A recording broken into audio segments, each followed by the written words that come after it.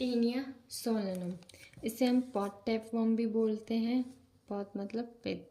ये zoonotic tapeworm होता है जो कि टेटनिया जीनस से बिलोंग करता है। मोस्ट कॉमनली ये कहाँ पे पाया जाता है, जहाँ पे जो सुअर का मांस खाया जाता है उस जगहों पे, उन कंट्रीज में ये पाया जाता है। तो ये जो पैरासाइट्स है वो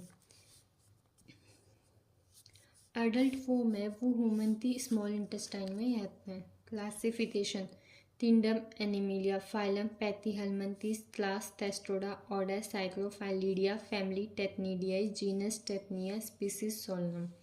मॉर्फोलॉजी, इसकी 3 फॉर्म्स है वो प्रेजेंट होती है।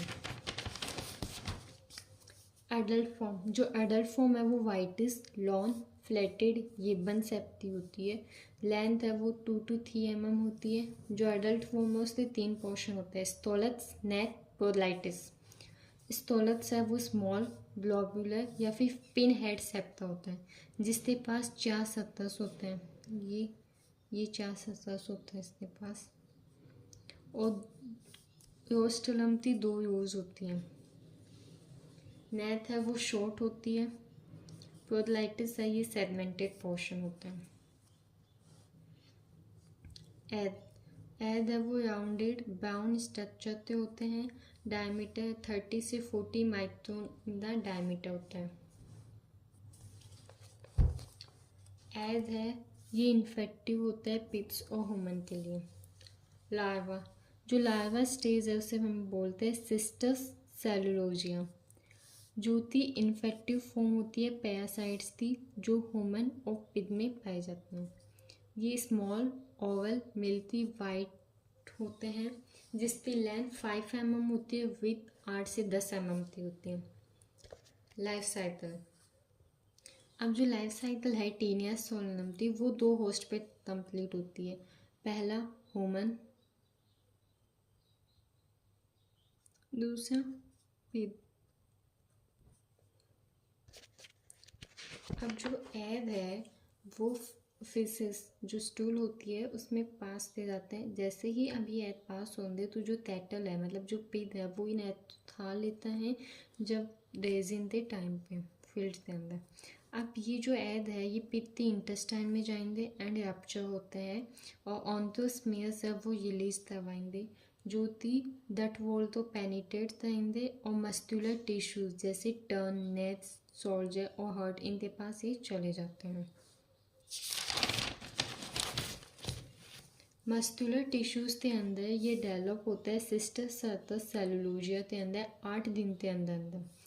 फिर ये क्या होंगे, अब ह्यूमन है वो क्या दिया, ह्यूमन ने जो सुअर का मांस है वो या तो अच्छे से अनतुड हो या फिर यो कच्चा हो, तो वो खा लिया। तो वो खाया तो उस मांस के अंदर जो पौधा जो मांस है उसमें क्या था, सिस्टर सेलुलोजिया था।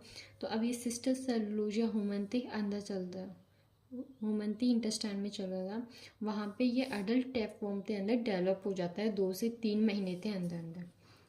मैचुरेशन के बाद में जो एडल्ट वर्म है वो एग प्रोड्यूस करता है और वो एग फिसेस में निकल जाते हैं। मतलब पिग ने क्या किया, एग है वो इंजेस्ट किया। अब वो पिग के अंदर जो होते हैं मैच्योर होते, उस पिग का मीट मांस है वो किसने खा लिया, ह्यूमन ने खा लिया। तो ये साइकिल ऐसे रिपीट एंड रिपीट होती है। Sign and symptom, intestinal taeniasis, cysticercosis, neurocysticercosis, ophthalmic या ऑन्टुलर cysticercosis. Mode of transmission, contaminated food के इंजेक्शन की वजह से ये फैलता है।